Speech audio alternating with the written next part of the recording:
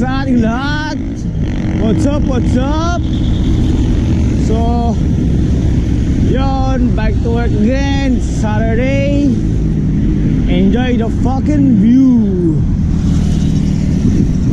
Actually, di mo maganda talaga yung view. Pero, ang presko eh.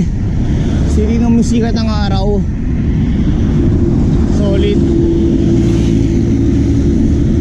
Ayan na naman yung mga truck tsaka mga bus. Imagine guys, yung natitipid ko. Dati kasi pasok ako, nakasakyan ako,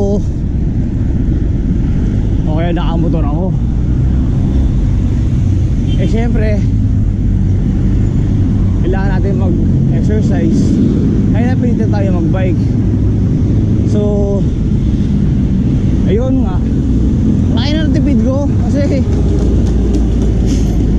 dati parang pagkalahati yung bar nung sakyan ko, siguro mga 1 week yata, kailangan nag-arga na ako. Eh ngayon, simula last week, hindi ko nagpapaarga ulit. Bike lang, laki ng tipid.